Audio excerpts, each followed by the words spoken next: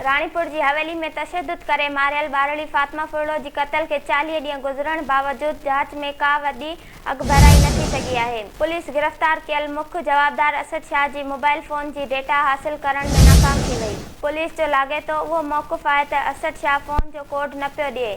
क़त्ल case में नामज़द मुख्य जवाबदार हिना शाह भी गिरफ़्तार न थी सघी आहे। हिना शाह जी गिरफ़्तार कयल पीउ फयाज़ शाह बाबति भी पुलिस जो चवणु आहे त खेसि फातिमा जे क़त्ल केस में न पर धमकियुनि वारे केस में गिरफ़्तार कयो। जवाबदार असद शाह समेत 14 खां वधीक जवाबदारनि जी वरितल DNA विज़न जूं रिपोर्ट्स भी साम्हूं न अची सघियूं। सुल में 4 ॾींहं अॻु कुड़ दौरान क़त्ल थियल नौजवान जे क़ातिलनि जी गिरफ़्तारी लाइ लॻल धरणे में अॻूणो MPA डॉक्टर सोहराब सर्की शरीक थियो। डॉक्टर सोहराब सर्की जो चवणु आहे त नौजवान हाफ़िज़ मौज़म नूनारी खे बेगुनाह क़त्ल कयो वियो आहे।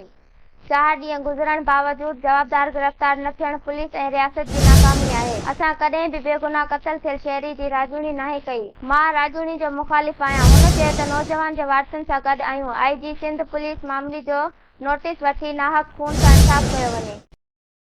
रतोदेरो में बदामनी ते ज़ाब्तो न आयो। हथियारबंद दुकानदार जय कुमार खां 30,000 मोबाइल फोन ऐं ॿियो सामान फुर करे फ़रार थी विया। दुकानदार जय कुमार जो चवणु आहे त मोटरसाइकिल सवार 2 हथियारबंद दुकान ते अची हथियारनि जे ज़ोर ते यरगमाल बणाए रोक रक़म ऐं ॿियो सामान फुर करे फ़रार थी विया। हुन जो चवणु आहे त अहिड़ो इतला पुलिस जे ॾियण बावजूद पुलिस कोई तहरुक नाहे वरितो। हुन SSP लाड़काणे खां मुतालबो कयो त शहर में अमन अमान जी सूरतहाल खे बहितर करे अमन क़ाइमु करायो वञे।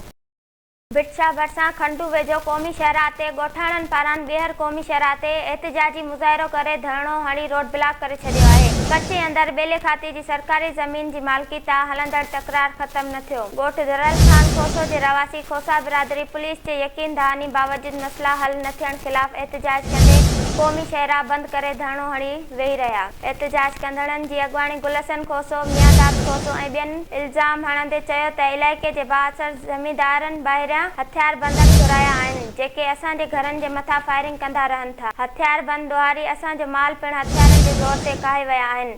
पर इंतिज़ामिया कच्चे जी ज़मीननि ते वेठल हथियारबंदनि ऐं उन्हनि जी सपोर्ट करण वारनि ख़िलाफ़ का कार्रवाई कई आहे। जेसीं ताईं असांजा मुतालबा मंज़ूर नथा थियनि असांजो एहतिजाज ऐं धरणो जारी रहंदो।